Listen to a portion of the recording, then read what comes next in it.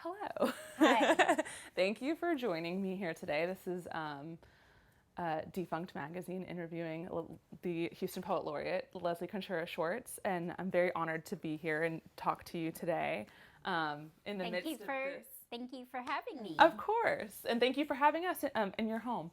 To start this interview, our poetry editor Keegan and I really went into your book. Of course, I forget the name. Night Bloom and Cenote. Yeah, Night Bloom and Cenote, and we were really it's just such a beautiful body of work, but also because we both know Irene Lara Silva and love her work, we just kept drawing those parallels between yours and hers and how they influence each other. And all of those things. And I guess I just wanted you to talk a little bit more about how she influences your writing, how you two interact in this narrative space so often. So Irene is very much my heart and soul sister, both in poetry and just as a person. I met her maybe just a few years ago, but we immediately connected in our writing and just as people and artists. And I think one of the reasons why we feel connected is our approach to writing and being an artist. It's hard to articulate, but I think one of the ways that we connect is that we see writing and art as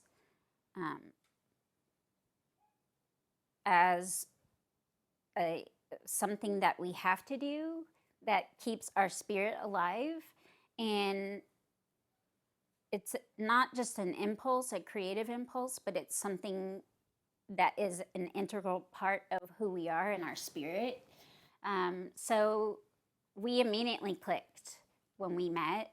I actually met her when I was promoting Fuego, my first book. And when we started talking, we realized how much we don't necessarily write about the same topics or themes, but I think the way that we approach being creative is very similar. We get into this space where we don't hold back. Yeah. And we see it as like, this is our opportunity. There's no redo. We don't get to live life over. It's just, we have the present. And I think because we both deal with health issues, we are very much aware of the immediacy of the present. So we write about the things that are urgent to us. Yeah. We don't mess around. And so I think that's one of the reasons why we connect so much. I love that. And so you write both prose and poetry. Yes, although my prose sounds like poetry. I feel the exact. I am the same way. I'm not a fan of plot. I love plot, but poetic plot is great. It's great. But how do you then, when you're writing a prose piece, do you approach it differently from when you approach a poetry piece? So I have a collection of short stories that I'm still working on. It is more difficult for me to write prose because I feel like I'm expected to have a narrative arc, and I'm not very good at that. But my prose is based on, it has like a very fairy tale quality or fantastic, but it's also satire on what is happening today with refugees, with women, girls. So they're like very short, they're short fiction pieces. And they are different than the poems because they kind of have lens on these characters.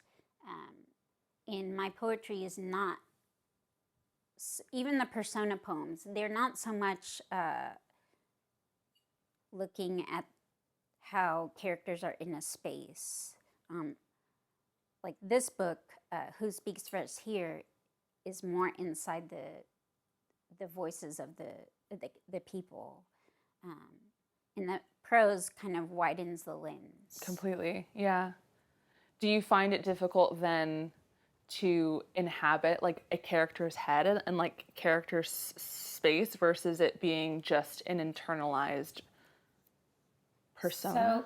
So this book, Who Speaks for Us Here, is very much based on my own experience with having a fragmented identity or in response to trauma. So I've recently done a lot of work to be a more functioning adult because I grew up with a very violent childhood and neglect. So this book was me exploring not just the lives of children and women who experience sex trafficking and sex workers, which is completely different, but imagining myself in that position, which I could have easily been in. Completely. So I didn't want to appropriate other people's story because I did do a lot of research since Houston is a hub for the sex industry.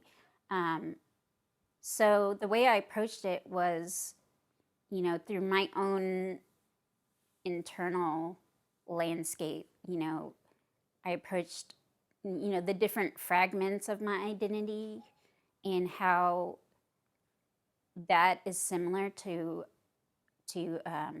what may happen if you are being trafficked and in a situation where you feel trapped. I connected that way because for most of my childhood, I did feel trapped. Like I thought that was the real world. That is how you grow up. Yeah. I didn't have anything to compare it to. So I think I related that way. And I tried to connect through how people respond to trauma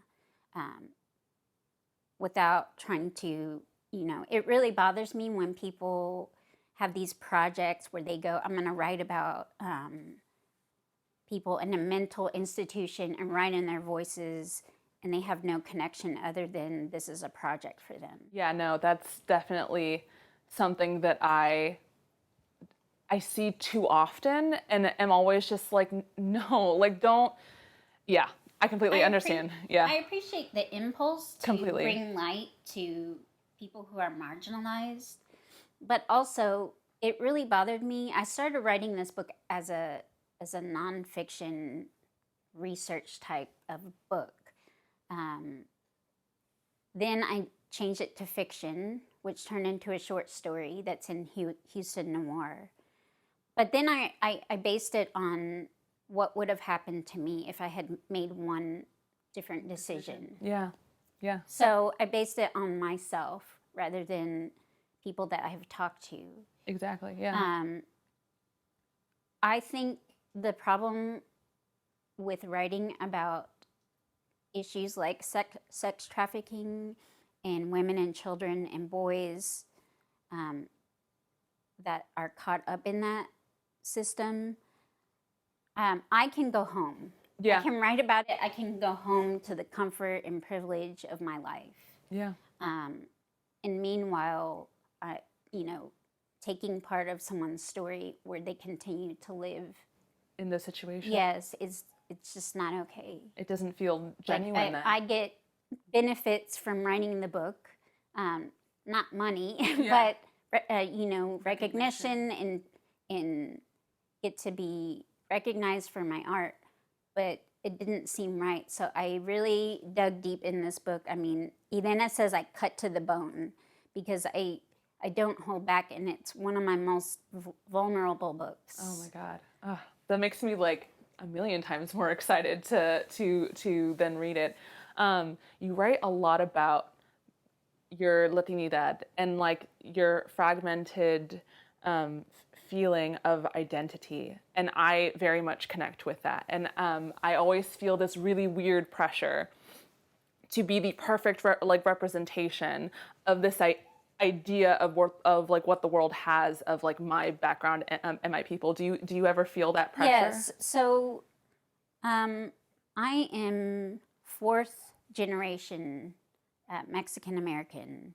And on some sides, my family has probably lived here in Texas since before it became the United States. But my family was aggressively assimilated, like self-assimilated, because of discrimination in Houston and housing discrimination, employment discrimination. My grandfather and all his brothers, you know, they fought in World War II. They, you know, liberated the camps, and then they came back home, all went to university, the majority of them, and then had trouble finding jobs. My grandfather was an engineer. He wasn't often called by his name. He was called Little Indian, because he was very dark. So not just that side of my family, but my mom too. She grew up knowing only Spanish, even though she grew up in Houston, and had to teach herself by watching TV. Yeah. So I grew up in a family where my father does not know any Spanish because none of his brothers and sisters were taught it. But I grew up with the belief that if I had no accent and if I could assimilate as much as possible, that I would have a better future. But the result of that is that I have cultural loss and I have language loss, and I carry the legacy of language violence. And I can't change my face. I'm constantly questioned about how I learned English so well, or you know, even recently, people are hypercritical of my grammar. Yeah. So I'm constantly aware of that. And just, I don't always connect with first generation or even second generation Latinx folks because there's so much shame about assimilation. Yeah. And there are people that have assimilated and want to be considered white Americans. Yeah. Which I disagree with. And most people assume that I am like that, but I'm not. Yeah. I experience a lot of loss, and I want to connect with more recent immigrants, but I grew up differently. Yeah. And so a lot of times I feel like I have a ghost culture. Yeah. Like there's this missing part of my family. A disconnection. So that is how I approach my Latinidad, more from an angle of feeling lost. Yeah. That I do have a connection, but it's been broken, and trying to regain some of that, because naturally the things that have remained are storytelling and a deep connection with family. Yeah. So I cling to that. Yeah. And it's very clear throughout your poetry, and it doesn't feel disingenuous in any way. It feels very genuine and it feels very real, and it's cross cultural. I connect with it very much so because I do have a disconnect from my Arab culture. I'm not submerged within that culture, and so I feel kind of lost, and a lot of my family call me the very American, right? Yes. And so it's like to then read your work, and you come from a different cultural background, but find that connection. That is something I think a lot of, you know, first, second, third generation Americans who don't come from white backgrounds but come from POC backgrounds can connect with that, because it's like it's that, like, you have to assimilate to this culture that you're never going to be accepted in, and then you lose that other part of yourself. Right. Yeah. So in a lot of ways, people who grew up speaking Spanish, I envy them. Yeah. It's a very difficult. I've studied Spanish, but I don't practice it enough. My mom, if she speaks to me in Spanish, I answer in English. I actually have, you know, it feels I have like language trauma because literally my mom, she had her bones broken. She was attacked by other children for speaking Spanish. You know, my grandparents and that whole generation were forbidden to speak Spanish. They went to school in Houston. They were forbidden. So I carry that shame with me. But the other thing that I think is important in my work is the whole colonization and how that legacy of violence, especially through women, was carried on in the way that they raised children. And I'm trying to change that with my own children and as a mother. But there's this whole history of like being unmothered, of mothers that were not mothered, and generations that carried that sense of being an orphan. And it's very hard to undo that. It's part of being multiracial and being mestiza, and carrying both like the Spanish blood and indigenous blood in us. There's this space of always being conflicted. Completely. That we're children of rape. And actually my mom was born of a sexual assault. So it's not just something that I see as historical. It's very connected to me personally. Yeah. So I know we talked a little bit about your new book, and I definitely want to delve in deeper into this narrative because it's so potent, it's so strong, it's so just.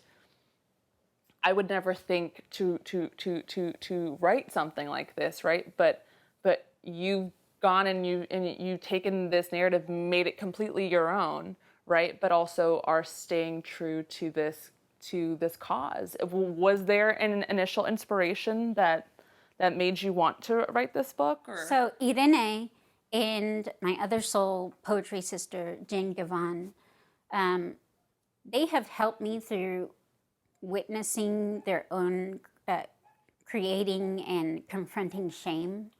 And the idea that the part of shame that keeps us confined and imprisoned by things that are taboo. Language does something that opens up a space within us that disintegrates shame. Once we name and classify and bring to light the stories within us that are supposed to be shameful, we not only show others, that it's okay to carry this world of violence and trauma, and to exist in the world. So that is often hidden in all of us. And to bring language to that is the core of how we can use poetry and creativity as a language of survival, a language of being in the world as human beings, not as we would like to believe we are, as we are compartmentalize ourselves, we act certain ways, but we hold so many different parts within ourselves. And that's what I try to do in this book, to show that people who have lived and continue to live with the effects of trauma, part of our survival was that we create different selves. And to bring those together through language is a sacred process. It's holy. Do you feel like then, are you unmasking then those other parts of yourself that you use in everyday life? Like, I know that I have a specific person that I am in the office that is very different from who I am at home, who I am in these different masks, I would say, that I have to use. So part of what I tried to do in this book was center it around the idea of disassociation. So, just in my own life, of the work that I've done to become more functioning, especially in this era that we live in with mass shootings and the oppression of immigrants, the imprisonment of children, where we're constantly being forced to live around violence and be re-traumatized. I wanted to see what those different parts, how they've helped me survive, and to honor them, and to have them sing, and to have them have a, to create a choir, and to honor that and just recognize it and honor the vibrancy that it brings to my spirit. I love that. It's like a choir of massed voices, right? Wow. I can't think of any more questions, but I want to keep talking to you. This is such a great conversation. Do you have any plans next then after this book? So I've written a 4th book. Right now, the tentative title is Origami Heartbeats. Ooh, okay. And I think it's an extension of what I have been writing, is how we carry not just different selves, but we carry people within us. So this book is very much about my family, and I had this idea of origami. It's an ancient tradition. You use bone folders,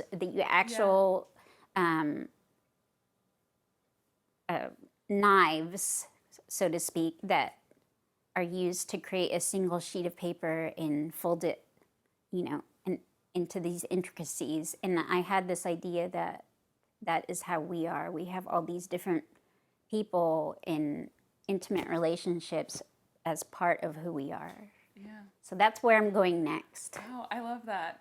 That's so interesting. And like just folding into this person that you've become, this one sheet of paper, which is all of these different people, and then you fold it together and it becomes suddenly you, right? I think of the E.E. Cummings poem, that we carry people in us. Yeah. And I think that is especially true of people who are Latinx. We are very enmeshed with our family, which can be difficult when it's dysfunctional. Yeah. Yeah. But it's not all one thing, and I wanted to approach the complexity of that, of having a family that is so close to you. It's my daughter. So then, I guess my next question, were there any books that you read in writing this book specifically that helped you through this process? Or help you understand maybe like yourself as you're writing this book? Because I like to think that every project is like a different person. Before she died, I was rereading Beloved. Tell me more. I actually was listening it to on audio because I like to listen to books if they are read by the author themselves. Yeah. So Toni Morrison actually narrated the story. And there's so much about intimacy between the ghost child that is oppressive and confining, but also a strange mix of love and deep connection. And it had me just to think a lot about how complex our relationships are with our living family, but also the ghost of those that have passed on. Yeah. I don't think I have anything else. I can't. I'm just so entranced by all of your answers that I just blank on the next answer. So I feel like this was such a great conversation, and I'm very grateful that Thank you that you for took the time. letting me talk about Of course. poetry. Poetry is the lifeblood of us all, honestly. It's Can I really read beautiful. a poem? Yes, of course Okay. you can read a poem. I'm so yes. Okay, so let's see. These are not light poems. Okay. This is not a light interview. So I have a lot of poems about horses and about, I'll just read it. Coordinates to a field in my therapist notes. I am in a field. There's a bunker in the field, padlocked. A long chain reinforces its shutter tight. The bunker holds a row of stalls beneath the field of wildflowers that surround me, Texas wildflowers, swamp lilies in a ditch. Indian blankets, their brilliant red centers, Mexican hats bare cone, skeleton weed and rows of hairy black Susans outnumbered by Texas baby blue eyes and neon pink phlox. In each stall, heat rises from a single horse, the beast varying in size, age, strength, muscles contracted. They blink in the dark with bright eyes, wet and heavy lashed, waiting. Rustling sounds full of sweet gum seeds that could, like tiny teeth, pierce the bottom of my feet. There are many horses. I cannot say how many. These four-legged creatures stand short-haired, sailed beneath my feet as I stand in the field. Not a metaphor. From a distance, I regard the basement door. I remind myself of the distance and that these horses require no food, no caregiving, no comfort, no energy. They live there, breathe, grow old, whether I think of them or not. These are my animals. If I destroy them, I destroy myself. Should I enter, bury the ones in the back, only half alive? All but the ancient one who is long gone, his horse body slumped inside me. Let's deal with that one first. Waiting for rest so long, it no longer waits. Where is some viciousness?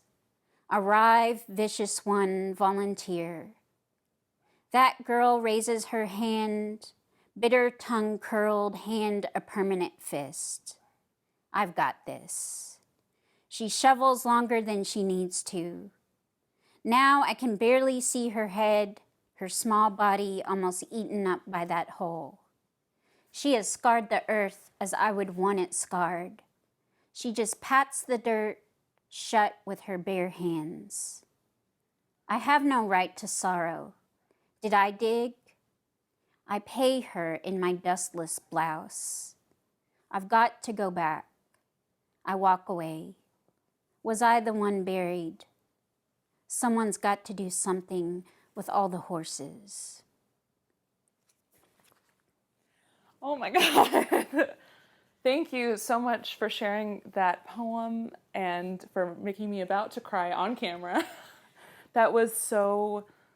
I'm sorry. Don't apologize. That was just it was so powerful and layered and just beautiful, and the non-metaphors that are metaphors, and then how they all blend together.